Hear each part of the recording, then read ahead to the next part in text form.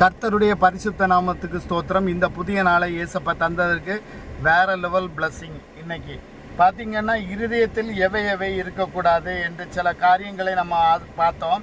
அடுத்தது பார்த்தீங்கன்னா இன்னும் இருக்கு சத்தியம். நீதிமொழிகள் 3வது அதிகாரம் 3வது வசனம் சத்தியம் என்கிற காரியம் இருக்குது. அடுத்தது நமக்கு கிட்ட எப்போவுமே உண்மை தான் இருக்கணும்.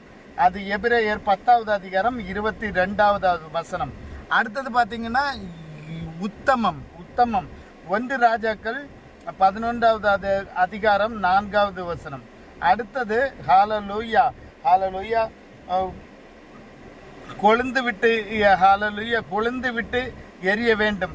லூக்கா 24வது அதிகாரம் 32வது வசனம்.